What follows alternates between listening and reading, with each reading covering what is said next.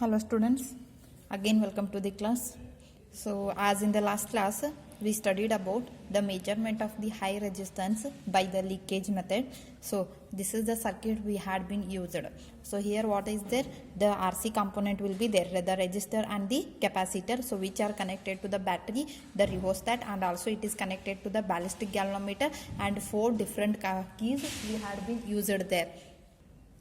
In the case of during discharging, so all the keys had been released. So when the keys are released, then there is no voltage from the battery. So that's what we got, E is equal to 0. And by substituting the E values, so we go on deriving a thing. We got the last equation, that is R is equal to T divided by 2.303 log to the base 10 Q naught divided by Q into C. So this is the equation we got. So here R means the resistance, because the main thing here we are going to calculate the high resistance. Okay, so which method we are using? Leakage method we are using. So that's what a resistance we should use. That is what R is equal to, we got the equation, that is T divided by, T means time, and Q naught and Q are nothing but the charges in the capacitor. So what is the number of charges in the capacitor? That value is Q naught and Q, and the difference between Q naught and Q value is, this is the maximum charge. Okay, so when maximum voltage will be reached, maximum charges will be had been stored in the capacitor, that is Q naught, and at a time t second how many charges will be there in a capacitor, so that is equal to Q into C. C is the what? Capacity of the condenser or the capacitor. So this is one form of the equation we can say. Okay, so I'll write it instead of that A, I'll write, so this is the one form of the equation. In the today's class we will go to another form of the equation. Now the thing, what is the necessary of writing the another equation even though you know the original equation? Because see, when we are going to calculate the high resistance, means all these values we must know. So what should be the values? One is time we should know, and the number of charges in the capacitor we should know, and also the capacity of the capacitor we know. So when we know all those things, then only we are able to calculate the what? The resistance of the resistor. Okay, but the thing, if you doesn't know the value of the Q naught and Q, then how to find that value? So that will be the question. So that's what we will go in a further derivation. So in the further derivation, what we are writing, so already we know the capacity of a capacitor, C is equal to charge divided by voltage. So at a particular time, what will be the charge and what will be the voltage? So if you substitute, you will come to know C value. Now what I'll write? I'll write two C forms. Okay, so first C forms I'll write, C is equal to Q naught divided by Phi naught. Okay, and another C form I'll write, C is equal to Q1 divided by Phi1. So these are the two C forms. C, capacity of the capacitor is nothing but equal to what? Charge divided by voltage, but at a particular time. So when voltage will be maximum, so there will be maximum charges in a capacitor. So that's what, when we will take the voltage as V naught, the charge must be equal to Q naught. So that's what we got, C is equal to Q naught divided by Phi naught. And now in the same way, if you take at a particular one time, the voltage of the capacitor is V1, then that time there will be a Q1 number of charges will be there in a capacitor. In the same way, if you take another voltage, that is a V2, then what will be the charges? Q2. Okay, so like that, if you take that ratio, no, that ratio is equal to what? The capacity of the capacitor. So now the thing you must clear here, so when we will take this ratio Q naught by Phi naught, it must be equal to the ratio of Q1 by Phi1. Again, if you take another, no, that must be equal to Q2 divided by Phi2. In the same way, it all the terms will be what? Same we will get. So now I'll compare these two equations. Okay, so both is equal to C only we are having. So that's what, by comparing these two equations, we will write one equation, that is Q naught by Phi naught is equal to what? Q1 by Phi1. So this is the equation we got. Okay, now what it implies? Yeah, it implies that if you take Q terms one side and voltage term other side, so what we will get? We will get Q naught by Q1 is equal to phi naught divided by phi 1. Okay, so just take the q terms one side and phi terms another side. So we will get what? Q naught by q1 is equal to phi naught divided by phi 1.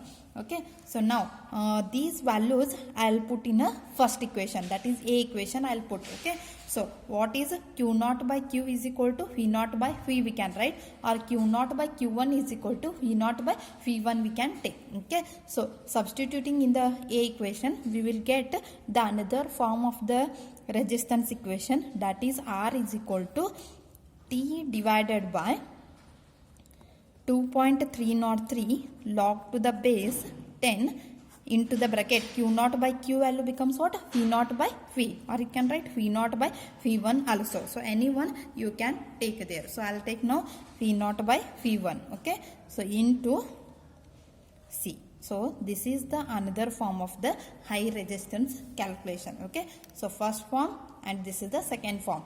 So to get the second form, certain rearrangement you should make. So that's what you will get the what? The second form of the high resistance. Okay, and now we will study the third form of this one. Okay, so what will be the third form? So for the third form, again we should go to the diagram here. Okay, so this is the diagram. From this we will go to the third form. Before that I'll write the original equation here. So what the equation we got? We are getting the equation like R is equal to T divided by 2.303 log to the base 10 phi naught by phi 1 into C. This is the our equation. So now from this also you can calculate the high resistance, but the thing is you should know the value of the time. At what time you are calculating, at that time what is the voltage of that capacitor, that is the maximum voltage, and at a time t second what will be the voltage, that is V1, and also you must know the capacity of the capacitor. Okay, so if you know all those things, no, then only you can calculate the resistance. So any one if it is missing, then how to go for the another equation, now we will study. Okay, so as it is a circuit diagram, so there are two parts are there. So first part what we will make, close the key K1 and K4. Okay, so these are the two keys we are closing. So when we will close these two keys, then this circuit will be completed. Okay, so completed circuit network we will get. Then what will happen, the battery starts to work, means what, it will give the voltage. So now the voltage starts to flow. Okay, so as it will flow in the capacitor, because direct connected to the capacitor here, so when it will go to the capacitor, then what will happen, the capacitor starts to store the what, charges. Okay, so now when it is storing the charges, so that charges we can calculate by using the ballistic galvanometer. Okay, so what is the role of the ballistic galvanometer? To note down the number of charges in a capacitor. But if we see the connection between the ballistic galvanometer and the capacitor, so it is connected like this. Okay, this is the connection. So it want to be complete means the whatever the key is there, it should be closed. The Morse key we will say. Okay, so when we will close this key, this circuit had been completed, then we can note down the what, the voltage across the capacitor. Okay, now the question, how the ballistic galvanometer is measuring the voltage across the capacitor. Okay, see what happens when the capacitor gets charged. When it will be charged, by closing the K1 and K4 key. So when we will close K1 and K4 key, the capacitor gets charged. That time if I close the key here, then what will happen, the ballistic galvanometer whatever is there, it will show the deflection, something deflection it will show. So by knowing that deflection, we can measure the voltage across the capacitor. And one thing you should remember, how the voltage is there in the capacitor, in the same manner the ballistic galvanometer will show the deflection. If voltage goes on increases, then the deflection also shown by the ballistic galvanometer goes on increases. If voltage goes on decreases, the deflection shown by a ballistic galvanometer goes on decreases and decreases. So this is what, by knowing the deflection in the ballistic galvanometer, we are able to calculate the capacity, means the voltage across the capacitor. Okay, so this is the first thing. See, in the first part what we did, first K1 and K4 key is released. So that time there is a maximum voltage across the capacitor. because maximum charges had been stored. Then what a Morse key we will press. So because of pressing the key, the ballistic galvanometer will show the deflection. Okay, and now as I told, so whatever this ballistic galvanometer will show the deflection is proportional to the voltage across the capacitor. If voltage is more, the deflection is also more. If voltage is less, then the deflection shown by a ballistic galvanometer is also less. So like that we will do the calculation. So now can I write, if the V0 voltage is there, means that time the deflection shown by the ballistic galvanometer is also maximum, because voltage maximum means deflection should be maximum. So V0 is proportional to what? Theta naught. Okay, so theta naught is what? The deflection shown by the ballistic galvanometer. So V0 proportional to theta naught. Next, second part we will move. In the second part, what we are making, K1 key you press. So when we will press K1 and K4 key, and also the first press K1 and K4 key. So when we will press, again it will be charged. But before going to the maximum charge, this K2 key you press for a measured interval of time t second. Okay, so in the next part we are pressing the K2 key also, because this is connected to the resistor. So when we will press only K1 and K4 key, no, it will directly goes to the what? Maximum voltage, because there is no opposition in this circuit diagram. We not connected to the resistor. Okay, but when we will press the K2 key, then this circuit also had been completed. So because of that, the resistor will oppose the what? The flow of the current. That's what, it will not go to the maximum value directly. So that time what will happen, there is a less voltage will be there in a capacitor. Less voltage had been stored in a what? Capacitor. So less voltage means the deflection shown by the deflection shown by a galvanometer is also what? Less. So that's what we can write. If suppose V1 voltage is there in a capacitor, okay, means how much the deflection shown by the ballistic galvanometer. So nothing but what? Theta 1. So V1 proportional to what? Theta 1 we can write. Okay, so in the same manner, again if you make this circuit connection in the same manner, and K2 will be pressed for another major interval of time t1 second. Starting how much time you pressed t second, and how much voltage you got the voltage like V1, so which is proportional to the theta 1 deflection by the ballistic galvanometer. Now you are pressing K2 key for t2 seconds, for t1 second. So when you will press, that time the voltage will be V2. So if it voltage changes, then whether the deflection shown by a ballistic galvanometer is also changes, yes, it will be changes. So that's what we will get, V2 proportional to theta 2. Okay, now again K2 will be pressed for a t2 seconds. So that time the voltage I will write it as V3, so which is proportional to theta 3. So like that it goes on changes. Okay, so only one thing we should remember here, when capacitor gets charged, that time there will be a voltage across the capacitor. So according to this voltage, the galvanometer shows the deflection, that is the theta value. If voltage is maximum, then deflection is also maximum. So that's what V0 is proportional to theta naught. If voltage is V1, then deflection will be theta 1. If voltage is V2, the deflection will be theta 2. If voltage is V3, the deflection in the galvanometer will be theta 3. So in the same way, it will be what? Directly proportional to each other. Okay. So now we got this thing. Okay. Now as we are finding the value of V0 by V1 value. So from these values we can find now. So how to find? Yeah, that is V0 by V1 is equal to what we can get?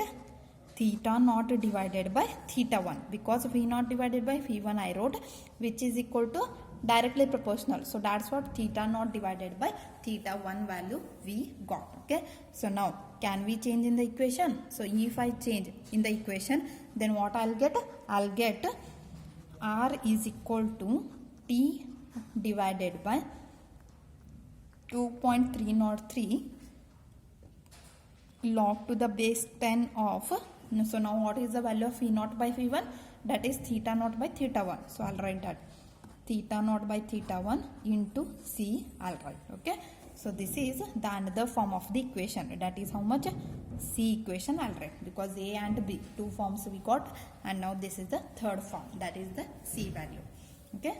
Now as I said, how you will change the time interval to press the key K2, like that the deflection goes on changes in the ballistic galvanometer.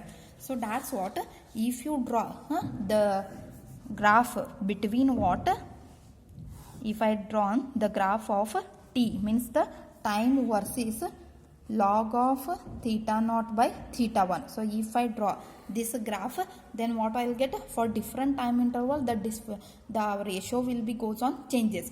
So by knowing that value, already they drawn the figure, and which is coming like a straight line. So like this straight line they got. Okay, so which is log theta naught by theta 1 versus time. Okay, so now here the points we will get different points, so which gives the what, straight line value. Now if you find the slope for this one, okay, so what the slope will be, AB by BC. So I'll write here slope is equal to what, AB divided by BC. So which is equal to, what is the AB value? AB value is this, is that is log of theta naught divided by theta 1 whole divided by, what is the BC value? Yeah, BC value will be T. So divided by what I'll get? I'll get it as a T value. So slope is equal to, we got this equation. And now here in the C equation, I'll make certain rearrangement. That is R is equal to, now the whatever in the numerator the time will be there, T, that I'll take to the denominator term. Okay, so if I take to the denominator, what I'll get, we are getting 1 divided by 2.303 log to the base 10 theta naught divided by theta 1 into what, C. Okay, so if T will go to the denominator, means divided by T we will get. Okay, so now if you look at this value, no, that is log theta naught by theta 1 divided by T. So, okay, so which is the value is equal to what, slope. So we can replace this value by what, slope of the graph.